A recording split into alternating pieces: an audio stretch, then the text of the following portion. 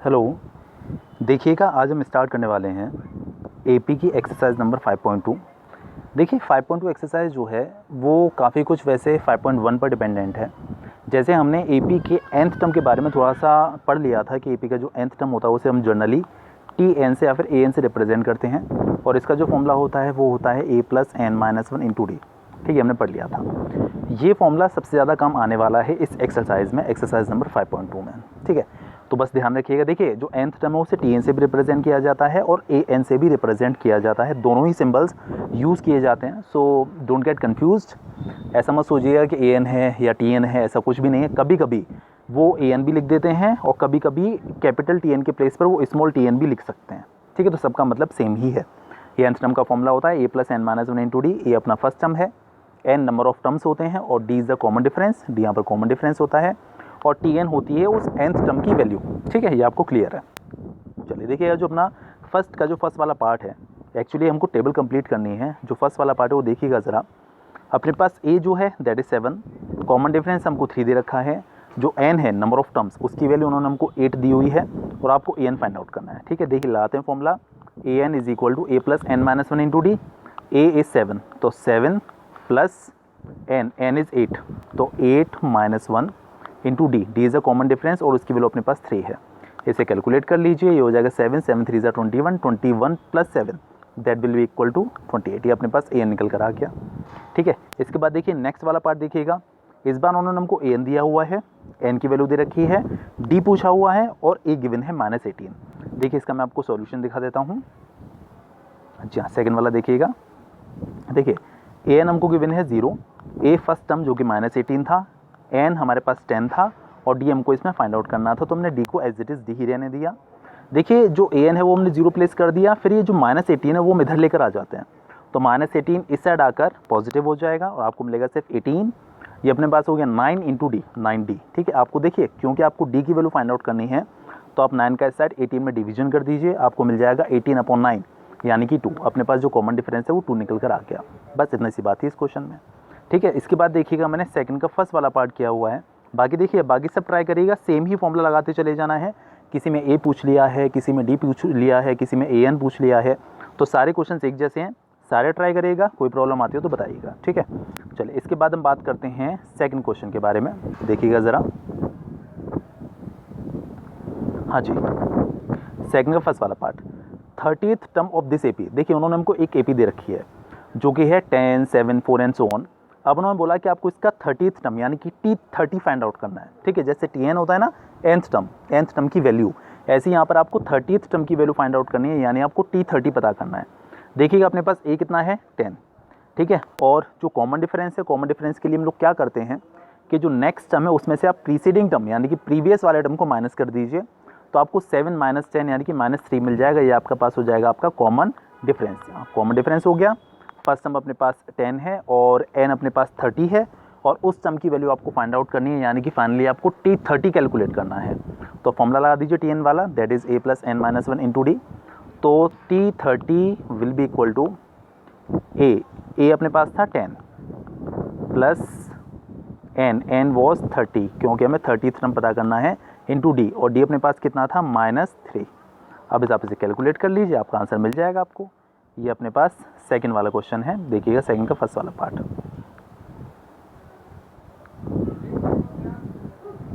जी हाँ, ये अपने पास सीरीज़ थी।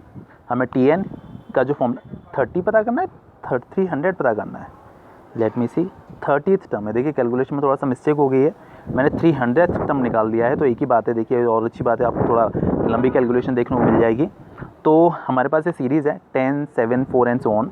तो देखिए हमारे पास फॉर्मूला हो गया a plus N minus one into d. हम 300th टर्म निकालना है, ठीक है ना, ध्यान रखिएगा। तो ए हमारे पास 10 हो गया प्लस एन माइनस वन यानी कि 300 माइनस वन इंटू डी।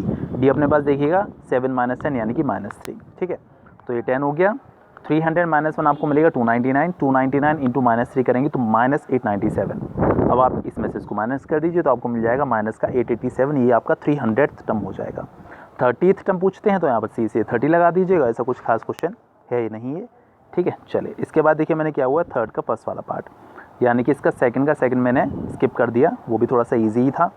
देखिए उन्होंने बोला कि हमारे पास ये सीरीज़ है -3, -1/2, -2 एंड सो ऑन, और आपको इसका 11th टर्म यानी कि T11 निकालना है। तो देखिए फर्स्ट टर्म आपके पास है ही, आप इस टर्म में से इसको माइनस करके कॉमन डिफरेंस फाइंड आउट कर लीजिएगा and just apply the formula Tn is equal to a plus n minus 1 into D. So T11 will be equal to a plus 11 minus 1 into D. तो easily हो जाएगा, कुछ ऐसा खास question वाला भी है नहीं। ठीक है, चलिए इसके बाद देखिएगा थर्ड का फर्स्ट पार्ट। देखिए हमको एक सीरीज दे रखी है 2, देन एक ब्लॉक बनाया हुआ है एम्प्टी ब्लॉक, और उसके बाद 26। अब उन्होंने बोला कि ये जो ब्लॉक है इसमें कौन सा टर्म आना चाहिए अगर ये एक एपी है, तो मतलब ये these 3 terms are in AP, ये तीनों टर्म्स एपी में हैं और आपके ब्लॉक वाले टर्म की वैल्यू फाइंड आउट करनी है। आपके पास क्वेश्चन ये है, ठीक है, देखिएगा ज़रा। जी हाँ, देखिए ये जो है इसे हमने फर्स्ट टर्म को ए मान लिया। देखिए अगर किसी भी एपी की हम लोग बात करते हैं तो क्या होता है कि अगर आप नेक्स्ट टर्म पता करना चाहते हैं तो जो कॉमन डिफरेंस होता है उसे बस उससे पहले वाले टर्म में ऐड करते चले जाते हैं, ऐसे ही होता है ना। तो जो अपने पास जो इसका फर्स्ट टर्म है उसे हमने ए कंसिडर कर लिया, कॉमन डिफरेंस को हम डी लेकर चल रहे हैं, तो ये वाला जो टर्म है वो ए प्लस डी रहा होगा, और ये वाला जो टर्म है that will be A plus 2d because of we are adding just D to the previous term for finding out the next term. तो जो फर्स्ट टर्म है वो ए हो जाएगा, ये आपका ए प्लस डी हो जाएगा, और ये वाला आपका ए प्लस 2d हो जाएगा, ठीक है ना। ए डी डी ऐड करते चले जा रहे हैं। अच्छा अब देखिएगा ए के वैल्यू तो अपने पास 2 है ही, ये तो हमने लिख दिया, मेंशन कर दिया। उसके बाद a plus 2d will be equal to 26, ठीक है, a plus 2d is equal to 26। अब जो a की जो वैल्यू है आपके पास उसे आप यहाँ पर a के प्लेस पर सब्सिट्यूट कर दीजिए, तो 2 plus 2d is equal to 26। ये वाला जो 2 है साइड जाके माइनस हो जाएगा and 26 minus 2 will be equal to 24। तो 2d इज इक्वल टू 24 आ गया, 2 का यहाँ पर डिवीजन कर दीजिए तो आपको मिलेगा 12। आपके पास d की वैल्यू 12 आ चुकी है। देखिए आपको ये वाला टर्म पता करना था ना, और इसकी वैल्यू अपने पास कितनी थी, a plus D. Now see a plus D की वैल्यू आप निकालिए। देखिए a अपने पास 2 आ चुका है, d अपने पास 12 आ चुका है। a के प्लेस पर 2 प्लेस कर दीजिए, d के प्लेस पर a के प्लेस पर 2 प्लेस कर दीजिए और d के प्लेस पर 12 प्लेस कर दीजिए and 2 plus 12 will be equal to 14। और यही हमारा सेकंड वाला टर्म है जो कि उन्होंने हमको एम्प्टी ब्लॉक दे रखा था, दैट इज़ 14। ठीक है, तो मेरे ख्याल से कोई इशू नहीं, समझ में आ गया होगा अच्छे से। चलिए इसके बाद देखिए मैंने 1-2 क्वेश्चन इसके और किए हुए हैं। हाँ जी, देखिए जो अपना सेकंड वाला पार्ट है उसमें क्या है, एक उन्होंने एम्प्टी ब्लॉक बनाया, फिर 13 लिख दिया, फिर एम्प्टी ब्लॉक बनाया, फिर 3 लिख दिया, और ये दोनों टर्म्स आपको फाइंड आउट करने हैं if this is an AP. तो देखिए वही पुरानी ट्रिक जो उन्होंने पीछे लगाई थी, हमेशा ये जो एम्प्टी टर्म्स अगर आपको फाइंड आउट करने हैं तो यही ट्रिक लगाइएगा। इस टर्म को आप ए मान लीजिए, ये ए प्लस डी हो गया, ये ए प्लस 2d हो गया और ये आपका ए प्लस 3d हो गया। ठीक है, देखिए हमारे पास ए की वैल्यू नहीं है, इस बार हमें ए पता करना है। A plus D is equal to 13 है, राइट, और a plus 3d is equal to 3 है। ये अपने पास 2 इक्वेशंस बन जाएंगी। पहली इक्वेशन होगी a plus D is equal to 13 और सेकंड होगी a plus 3d is equal to 3। देखिएगा a plus D is equal to 13 and a plus 3d is equal to 3। देखिए हमने इसको इक्वेशन नंबर 1, इक्वेशन नंबर 2 इसको नाम दे दिया, और अब हम लोग वही ट्रिक लगाने वाले हैं जो हमने किया था ना, साइमल्टेनियस लीनियर इक्वेशंस 2 वेरिएबल। इन दोनों इक्वेशंस को हम लोग सॉल्व करेंगे simultaneously and we will calculate the values of a and d। a और d की वैल्यूज फाइंड आउट करेंगे। ज़रा देखिएगा, देखिए यहाँ पर a ऑलरेडी एक जैसा है, आप सीधे सीधे माइनस करिए, माइनस करने पे क्या होगा, साइन बदल जाएंगे। देखिए a पहले यहाँ पर पॉजिटिव था, ये देखिए नेगेटिव हो जाएगा। 3d भी देखिए अपने पास पॉजिटिव था, ये भी देखिए नेगेटिव हो जाएगा, साइन बदल जाते हैं ना, और 3 का साइन भी देखिए नेगेटिव हो गया। अच्छा अब देखिए a से कैंसिल आउट हो जाएगा और d माइनस 3d ये अपने पास माइनस 2d हो गया, 13 माइनस 3 यानी कि 10। ठीक है, देखिए आप d पता करना चाहते हैं, सो जस्ट डिवाइड 10 बाय -2। आप 10 में -2 का डिवाइड करिए, आपको d की वैल्यू -5 मिल जाएगी।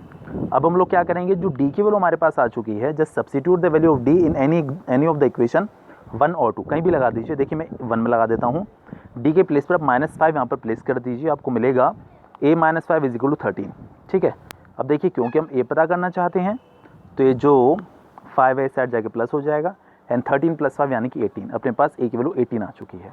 अच्छा अब देखिएगा हमें क्या क्या पता करना था, हमने d फाइंड आउट कर लिया है और a की वैल्यू निकाल ली है जो कि अपने पास 18 है। ठीक है, देखिए अब तो एक तो आपको ये टर्म पता करना था जो कि a है, तो ये तो अपने पास 18 आ गया। ठीक है, ये हमको फाइंड आउट करना था and it is equal to a plus 2d।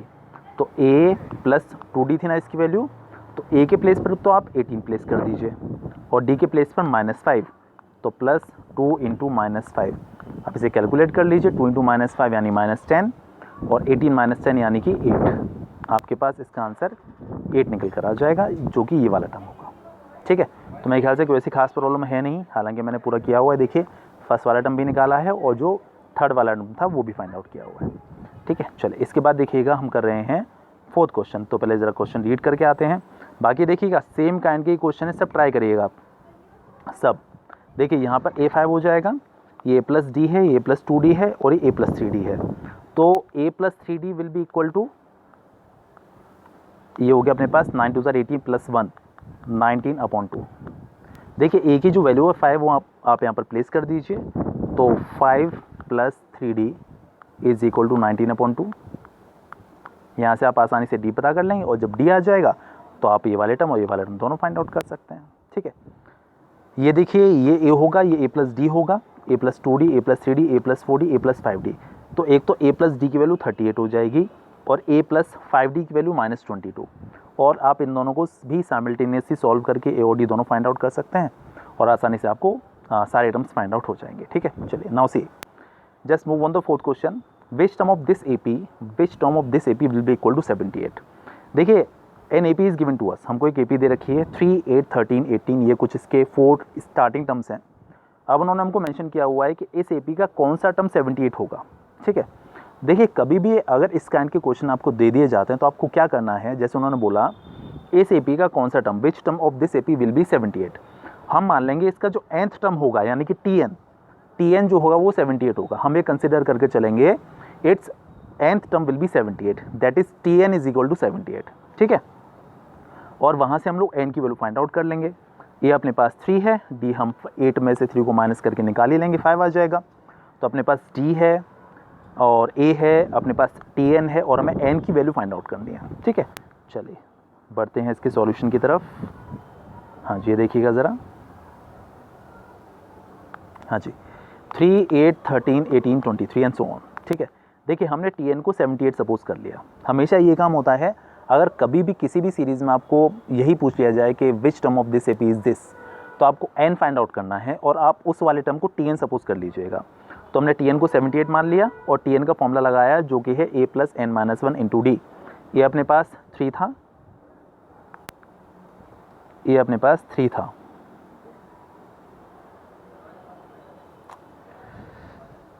ये अपने पास 3 था।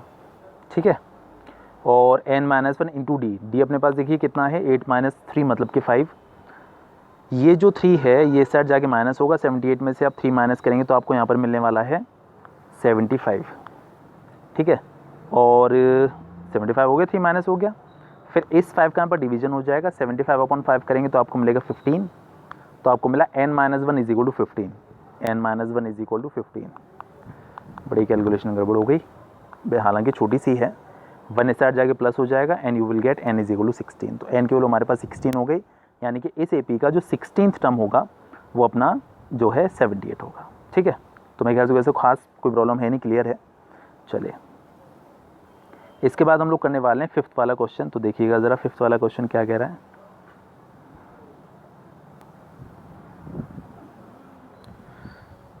हाँ जी, see this, find the number of terms in each of the following APs। देखिए उन्होंने बोला है कि AP है, इस AP में कितने टर्म्स हैं, how many terms are there in this series. ठीक है, समझिएगा ज़रा अच्छे से। आपको पूछा गया है कि 7, 13, 19 एंड सो ऑन 205 तक की सीरीज़ बनी हुई है और आपको यहाँ पर total number of terms find out करने हैं। तो देखिए ये क्वेश्चन और ये क्वेश्चन एक जैसा ही है, मैं बताता हूँ कैसे। यहाँ पर क्या था कि ये सीरीज़ कंटिन्यू थी और लास्ट में कहीं जाकर एक टर्म आया 78 और उन्होंने हमसे पूछ लिया कि 78 जो है वो कौन से नंबर का टर्म है। सेम कंडीशन देखिए आप यहाँ पर लगाइए, आप ये पता कर लीजिए कि 205 कौन से नंबर का टर्म है, और क्योंकि 205 इसका लास्ट टर्म है तो ये क्लियर हो जाएगा कि n की वैल्यू इतनी है। तो क्या करना है आपको, just substitute, just let this term be TN। आप इसे TN सपोज कर लीजिए, आप इस टर्म को nth टर्म सपोज कर लीजिए and just find out the value of n। तो जो भी n निकल कर आएगा you will say this much term of इतने टर्म्स इस सीरीज के अंदर प्रेजेंट हैं। ठीक है,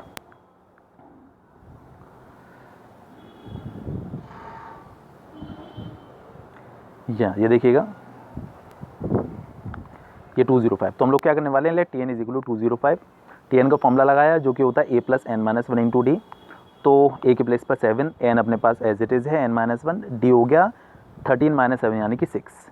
देखिए 7 इस साइड जाके माइनस हो जाएगा, 205 - 7 यानी कि 198। फिर 6 का 198 में डिवीजन करेंगे देन वी विल गेट 33।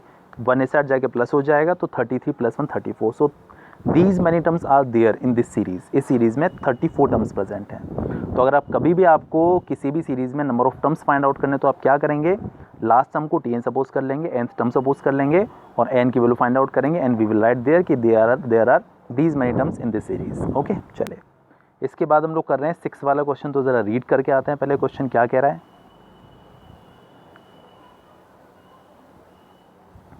जी हाँ, check whether -150 is the term of this series. उन्होंने बोला है कि चेक करके बताइए क्या इस सीरीज़ में कहीं -50 निकल कर आएगा। मतलब ये कहने का कि अगर हम इस सीरीज़ को आगे प्रोसीड करते हैं तो आपको क्या -150 मिलेगा। क्वेश्चन आपके पास ये है, ठीक है। तो मान लेते हैं कि इस सीरीज़ का जो nth टर्म है यानी कि जो tn है वो -150 है, आप ऐसा सपोज कर लीजिए। उसके बाद हम क्लियर करेंगे कि -150 सीरीज़ में आएगा या नहीं आएगा, ठीक है। देखिएगा ज़रा, हमने क्या किया कि सीरीज़ में कहीं -150 है और हमने उसे tn सपोज कर लिया। tn का एज यूजुअल हमने फॉर्मूला अप्लाई कर दिया, a + n - 1 into D is equal to -150। The value of a is 11, आप a के प्लेस पे 11 डाल दीजिए, n - 1 एज इट इज़, और d कितना हो जाएगा अपने पास, just subtract the preceding term from the next term and 8 - 11 will be equal to -3। तो आप d के प्लेस पर -3 लगा दीजिए। देखिए ये जो 11 है साइड जाके माइनस होगा and -150 - 11 that will be equal to -161। देखिए आप n पता करना चाहते हैं तो पहले इस -3 का ऐसा डिवीजन करिएगा, -161/3। देखिए 161 में आप 3 का डिवीजन नहीं कर सकते, आपको फ्रैक्शन ही मिलेगा। और क्योंकि देखिए आपको n पता करना है तो आप ये 1 इस साइड जाके प्लस और करेंगे तो आपको मिलेगा n इज इक्वल टू 161/3 + 1। जी हाँ, ठीक है। तो आप एलसीएम लेके इसको सॉल्व करिए। देखिए 3 1 3, 3 + 161 यानी कि 164/3। देखिए हमारे पास नंबर ऑफ टर्म निकल कर आया। देखिए नंबर ऑफ टर्म जो है वो फ्रैक्शन में और डेसिमल में नहीं हो सकता, क्योंकि देखिए नंबर ऑफ टर्म क्या है, first term, second term, third term, fourth term. ऐसा कभी नहीं होता कि लाइक 2/3 टर्म, 4/5 टर्म, ऐसा कभी पॉसिबल नहीं होता। Number of terms can never be in fraction और in decimal. Number of term कभी फ्रैक्शन और डेसिमल में आपको नहीं मिलेगा। I have written here it. ये देखिएगा ज़रा, number of terms can not be in fraction or decimal, therefore -150 is not the term of this AP। इस AP का जो टर्म है -150 इस AP का टर्म नहीं हो सकता। अगर आपको n की वैल्यू कोई पॉजिटिव इंटीजर मिलती तब आप कह सकते थे yes -150 is the term of this series, otherwise यहाँ पर -150 इसका टर्म नहीं है, ठीक है। तो कभी भी अगर फ्रैक्शन निकल कर आए तो आपको ये चीज़ वहाँ पर मेंशन कर देनी है। चलिए नाउ सी 7th क्वेश्चन देखते हैं।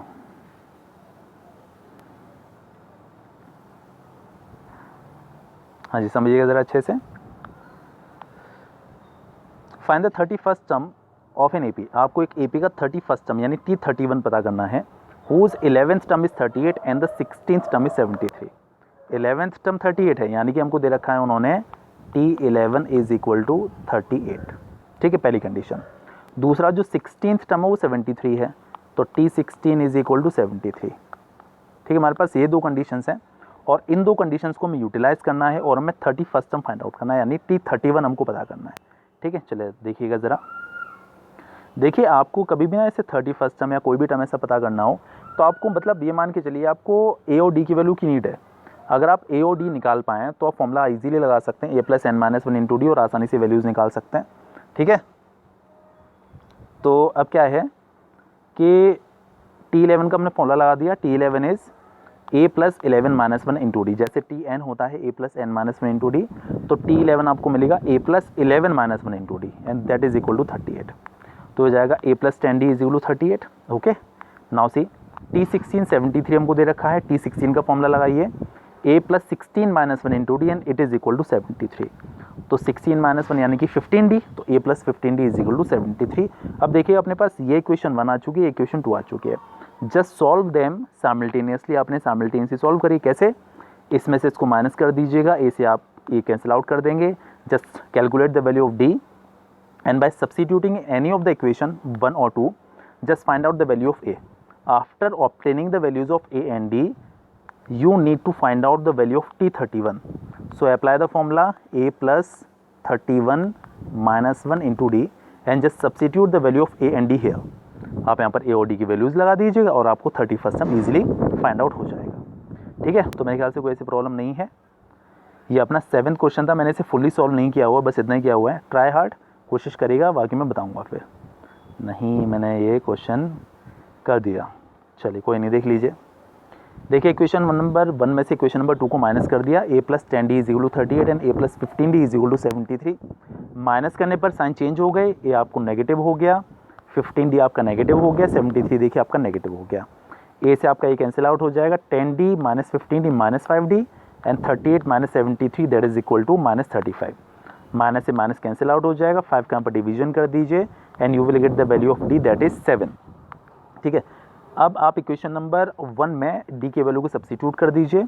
तो a plus 10 into 7 is equal to 38, 10 7 ज़ा 70, इसको इस साइड जाके माइनस करिए, देखिए आपको मिलेगा 38 minus 17 that is equal to minus 32। अच्छा, अब देखिए आपको पता करना है T31। अब आप फॉर्मूला लगाइए a plus 31 minus 1 into d. Actually we are applying the formula Tn is equal to a plus n minus 1 into D and n is 31 here. a is minus 32 and the d is 7. Just calculate 31 minus 1 it will be 30. 30 into 7 that is 210 minus 32 यानी कि 178। ये आपका final answer हो गया and it is the 31st term of this given series. Okay, चलिए ये अपना हो गया। इसके बाद हम बढ़ते हैं नेक्स्ट क्वेश्चन की तरफ और जो कि है अपना 9th वाला। समझिएगा ज़रा अच्छे से, 9th क्वेश्चन क्या स्टेट कर रहा है पहले। जी हाँ, if the third and 9th terms of an AP are 4n minus 8 respectively. Third term दे रखा है, T3 दिया हुआ है, T9 दिया हुआ है, विच term of this AP is 0। तो इस एपी का कौन सा टर्म 0 होगा ये हमसे पूछा हुआ है। ठीक है, n पूछा हुआ है और Tn की वैल्यू 0 दे रखी है। देखिए कभी भी अगर ऐसा बोल दिया ना कि थर्ड टर्म ये है, 9th टर्म ये है, तो देखिए हमें क्या होता है कि यहाँ पर a और d में दो इक्वेशंस मिल जाती हैं और इन दोनों इक्वेशंस को हम लोग सॉल्व करते हैं साइमल्टेनियसली, a और d की वैल्यूज़ निकालते हैं। उसके बाद अगर a और d अगर आप फाइंड आउट कर पाते हैं तो उसके बाद AP में कुछ ऐसा खास बचता नहीं है जो आप कैलकुलेट ना कर पाएँ। तो finally conclusion is this, try hard to find out the values of a and d। If you are able to find out the values of a and d then आप कोई भी टर्म फाइंड आउट कर सकते हैं। ठीक है, चले तो हम लोग 9th वाला क्वेश्चन देख रहे हैं हाल फिलहाल। जी हाँ, ये रहा।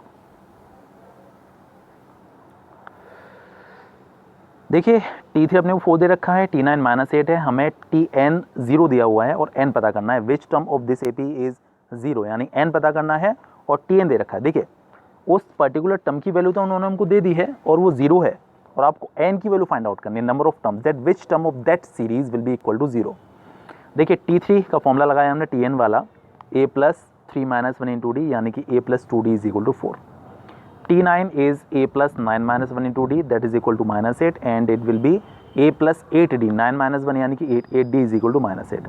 This is equation number 1, this is equation number 2। देखिए आप इन्हें सॉल्व करिए साइमल्टेनियसली ईजिली। इक्वेशन नंबर 1 में से इक्वेशन 2 को माइनस कर लीजिए।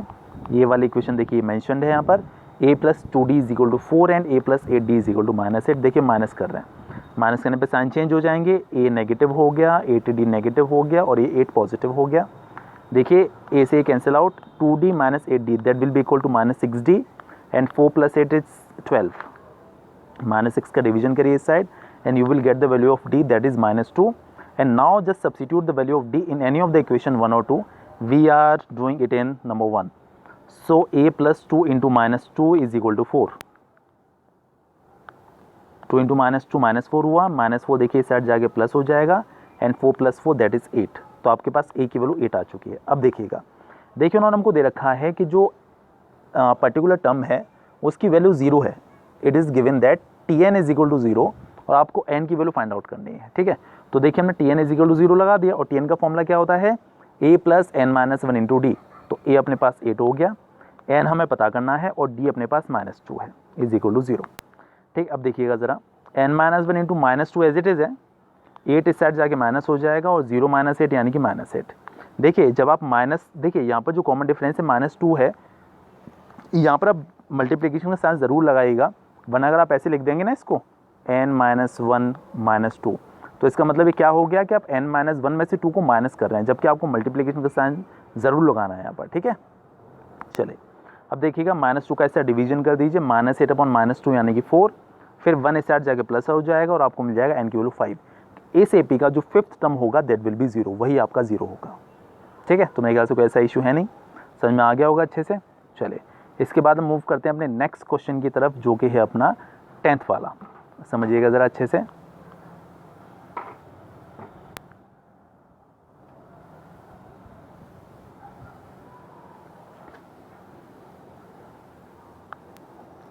The 17th term of an AP exceeds its 10th term by 7।